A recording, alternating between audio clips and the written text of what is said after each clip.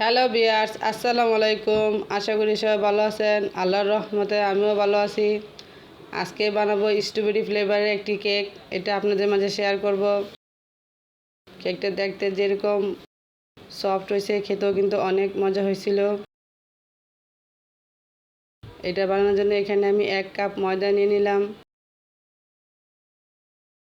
2 চামচ গুঁড়া দুধ, সামান্য অল্প একটু বেকিং সোডা, 1 চামচ বেকিং পাউডার। শুকনো উপকরণগুলো 2 থেকে 3 বারে আমি চেলে নিব। গুটিগুলো ভেঙে দিলাম।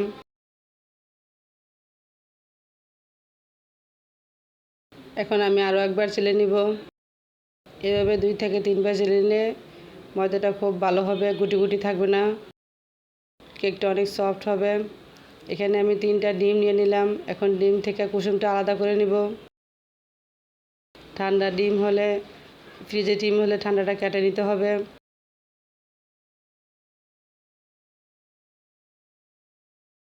তিনটা কুসুম আমি আলাদা করে নিব।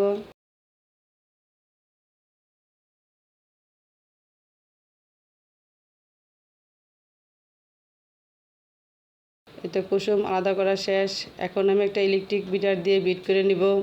প্রথমে চিনিটা দিব না, ডিমের সাদা অংশটা একটু ফোম করে নিয়ে চিনি দিব। আর যেই কাপ দিয়ে আমি ময়দা নিয়েছিলাম ওই কাপ দিয়ে আমি চিনি দিব। মিষ্টিটা যে যেরকম খেতে পছন্দ করেন ওই অনুযায়ী দেওয়া যাবে। আর চিনিটা একবারে দিব না, 2 থেকে 3 বারে দিব। একবারে চিনি দিলে পানি পানি হয়ে যাবে, ফোমটা ভালো হবে না। তার জন্য 2 থেকে 3 বারে আমি চিনিটা দিব। আর আস্তে আস্তে বিট করে নিব। এই তো সাদা ফোম বিট করা শেষ। এখন দিয়ে দেবো ডিমের কুসুম, দিয়ে আর একটু বিট করে নিব। এবং অনেকটা কিন্তু ঘন হয়ে গেছে ফোমটা। এখন দিয়ে দেবো 1 চামচ ভ্যানিলা এসেন্স, আর দিয়ে দেবো 1 থেকে 1.5 চামচ স্ট্রবেরি ইমানশন। আমি এখানে 1 চামচ দিয়ে দেখাচ্ছি, দিয়েছিলাম 1.5 চামচ পরিমাণে। আর দিয়ে দিলাম 2 চামচ তেল। তেলটা দিলে কেকটা ড্রাই হয় না, সফট থাকে। দিয়ে আমি আর একটু বিট করে নিব। এই তো বিট করা শেষ। দেখুন ডিমের ব্যানারটা কীরকম হয়েছে। এখন আমি বিটারে কাটা দিয়ে অল্প অল্প করে শুকনো উপকরণগুলো মিশিয়ে নিব। আর শুকনো উপকরণগুলো একবারে দেওয়া যাবে না, অল্প অল্প করে দিতে হবে। আমি এটা 3 থেকে 4 বারে দিব।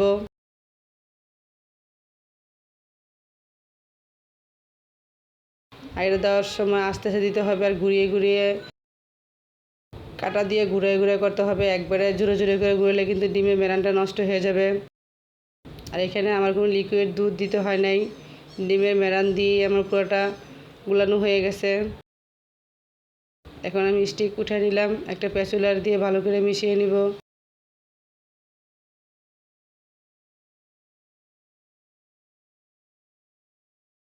আগের থেকে একটা পাতিলে আমি তেল ব্রাশ করে কাগজ বিছিয়ে রেখেছিলাম। এখন সবগুলা ব্যাটার দিয়ে দিব।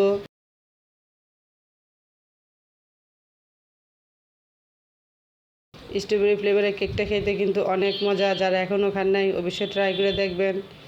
এখন একটু ট্যাপ করে দিব ভিতরে কোনো ফাঁকা বা বাবলস থাকলে বেরিয়ে আসার জন্য। আর একটু কাঠি দিয়ে ঘুরিয়ে দিব।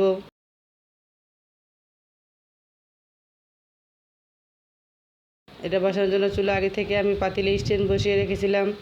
এখন কেকের ব্যাটারটা দিয়ে দিব। দিয়ে ঢাকনাটা ডেকে আধা ঘন্টা থেকে 30 থেকে 35 মিনিট অপেক্ষা করব। একটা কাঠি দিয়ে চেক করব, কাঠিটা ক্লিন আসছে, কেকটা বেক করা হয়ে গেছে। এখন আমি নামায় ঠান্ডা করে নিব। ঠান্ডা করার পরে যে একটা ছুরিতে চারো সাইড ছাড়িয়ে নিব। কেকটা এখন মোল্ড আউট করব।